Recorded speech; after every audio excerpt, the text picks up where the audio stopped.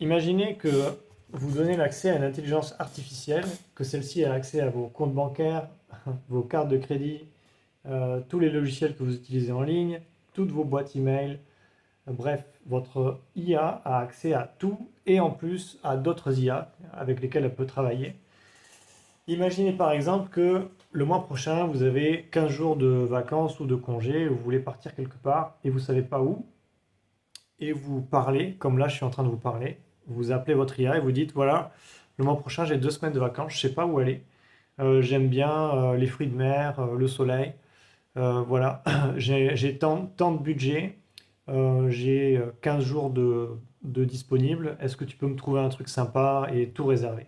Et en moins de 2 heures chrono, vous avez le billet d'avion qui est réservé, votre hôtel qui est réservé, toutes les activités pendant 15 jours et des choses intéressantes basées sur qui vous êtes, vos centres d'intérêt, vos passions. Et voilà. Ou imaginez encore que aujourd'hui vous avez oublié de faire les courses, il est, euh, il est 19 heures ou 20 heures et vous n'avez pas envie de cuisiner et vous dites à votre IA, écoute, on on va, on va, on va changer le scénario, plutôt on va dire demain, demain je ne sais pas quoi manger, j'ai pas envie de faire les courses, est-ce que tu peux me prévoir quelque chose? Et demain, le temps que la journée se passe et que le lendemain arrive, vous avez déjà oublié. Le soir à 19 heures, le livreur sonne et vous livre un repas qui correspond exactement à ce que vous aimez manger, d'accord? Exactement dans ce contexte-là, à ce moment précis de votre semaine et de votre journée. Et bien ça, c'est l'IA qui l'aura fait pendant que vous faites votre journée, vous avez oublié, vous avez juste dit à l'IA, écoute, essaie de penser à un truc à moi pour demain. Et bien voilà, on est rentré dans ce monde-là. Je ne pensais pas faire cette vidéo aussi rapprochée que la précédente. Mais voilà, donc l'intelligence artificielle va très très très vite et on est à ce niveau-là, ce degré-là d'intelligence artificielle. Et pourquoi en fait ça nous concerne tous? Eh bien, vous l'avez compris, c'est qu'en fait tous les emplois, tous les métiers, toute la société va se restructurer. Vous l'avez sans doute remarqué, les gens sont de plus en plus sur leurs écrans, donc beaucoup critiquent ça, parce qu'évidemment il y a des effets pervers, des effets négatifs, mais force est de constater que si vous utilisez ChatGPT tous les jours, vous apprenez des nouvelles choses en permanence et en fait, votre qualité de vie augmente plus qu'elle ne diminue. Et donc, on va vers un monde totalement assisté par l'IA. Et donc, c'est l'objet de cette vidéo. Euh, Cette vidéo n'est pas préparée, mais il y a moins d'une semaine, je crois. Comment ça s'appelle? On va faire le point OpenClaw. J'en ai déjà parlé dans une précédente vidéo, mais c'est vraiment voilà, OpenClaw, c'est un logiciel open source qui a été mis en place par quelqu'un. Et bon voilà, déjà il y a des services qui sont en train d'être mis en ligne autour de OpenClaw. Tout le monde est en train de s'emparer de cette technologie. Mais pour vous donner un ordre d'idée, on est le 2 février 2026 et OpenClaw a été créé il y a peut-être 15 jours, un mois, janvier 2026. Donc il y a un mois. Voilà. Donc c'est une nouvelle technologie, c'est tout nouveau, c'est open source, ça vient des États-Unis, c'est en train de révolutionner le monde, la société dans son ensemble. Le monde ne va plus être comme avant. Vous pouvez imaginer que tous les problèmes que vous rencontrez dans le monde physique à l'heure actuelle vont être remplacés par des IA et solutionnés. C'est juste une question de temps et de ressources financières et en termes de temps. C'est une question de temps.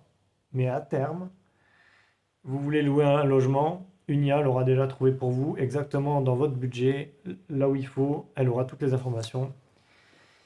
Alors d'un autre côté, ça pose un problème de la sécurité, des données d'entreprise, tout ce qui est la sécurité personnelle. Donc on sait que tout ce qui est sécurité informatique, c'est en pleine explosion en ce moment, depuis quelques années d'ailleurs, puisqu'il y a vraiment des gros risques.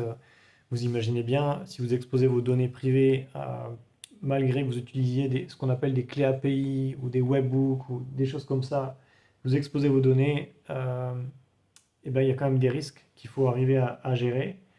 Donc, ce qu'on va voir se développer sans doute, ça va être tout ce qui est la gestion des risques, la sécurité des données et l'éthique.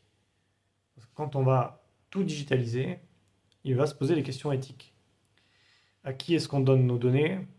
Dans quelle mesure? On a déjà commencé, hein, on a déjà réfléchi à ça, mais il y a quand même, on peut se poser des questions si est-ce qu'on a envie qu'un gouvernement centralise toutes nos données, ou bien est-ce qu'on veut plutôt une société basée un peu sur la blockchain, décentralisée, sans qu'il y ait un pouvoir central.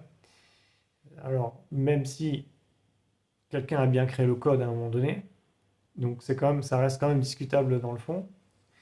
Mais voilà, toutes ces questions vont se poser, vont être obligées de se poser, et ce qu'on peut légitimement se dire, c'est que ces questions vont s'imposer aux gens. C'est-à-dire qu'à force que les gens se fassent pirater leurs comptes, se fassent voler des données, voler de l'argent, perdre des choses, les gens vont petit à petit, individuellement, commencer à demander des solutions, réfléchir, apporter des solutions.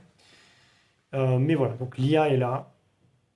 Euh, donc toutes celles et ceux qui jusqu'à présent créent des solutions IA dans des SaaS dédiés sur des choses spécifiques, eh bien, ce monde-là va se rétrécir de plus en plus, ce sera de moins en moins... c'est le monde de la disruption, les nouvelles technologies. Si on regarde Internet au tout début, si vous vous souvenez des premiers moteurs de recherche, vous aviez Yahoo, il y avait Lycos, il y en avait d'autres. Tous ces moteurs de recherche ont disparu pour qu'il en reste plus que Google, juste quelques-uns.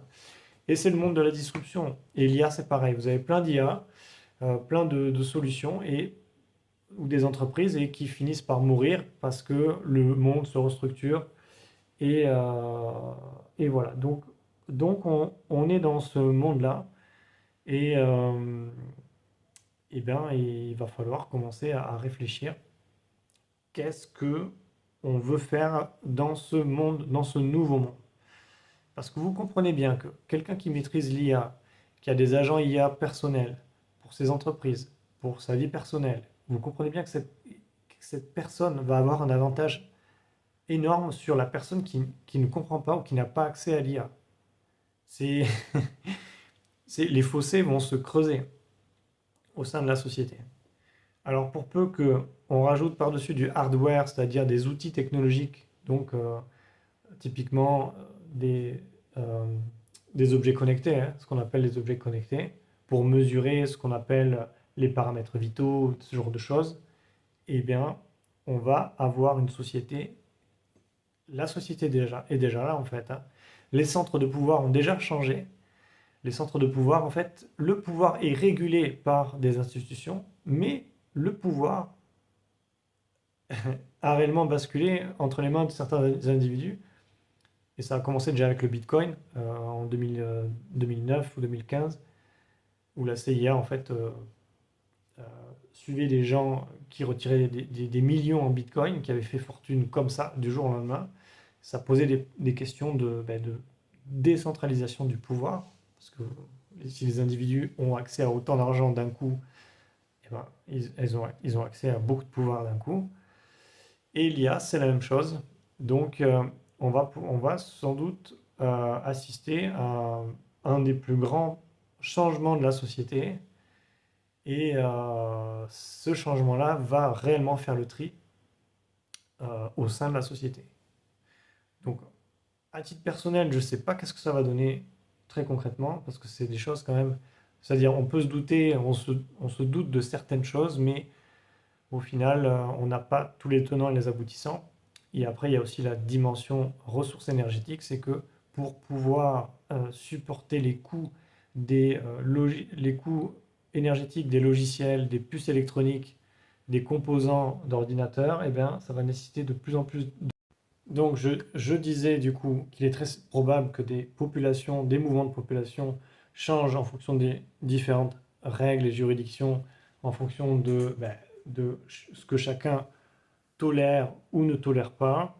Donc voilà, je vais arriver à la fin de cette vidéo. Toujours est-il que renseignez-vous sur l'intelligence artificielle. C'est un vrai sujet. C'est un vrai sujet. Ce qui est en train de se passer. Voilà, c'est passionnant, tout simplement. C'est que le début. Voilà, donc on est vraiment sur quelque chose de très très intéressant. Si le sujet vous intéresse, n'hésitez pas. Vous pouvez me contacter quelque part sur la chaîne. Voilà, je vais bientôt lancer des plateformes basées sur l'intelligence artificielle pour les entreprises. Vous pouvez aussi, je vais mettre un outil de calcul de rentabilité. Si vous êtes une entreprise, combien de temps ou de chiffre d'affaires ou de voilà, qu'est-ce que vous pouvez gagner en implémentant l'IA dans votre entreprise. Je mettrai l'outil quelque part, je n'ai pas encore décidé. Toujours est-il que voilà, renseignez-vous sur OpenClaw, renseignez-vous sur les nouveaux outils IA. C'est quelque chose de vraiment sérieux et il ne faut pas en avoir peur, il faut s'emparer de ces outils, les comprendre, les démystifier, on va dire. Et voilà, c'est le nouveau monde dans lequel on est et bienvenue dans le nouveau monde.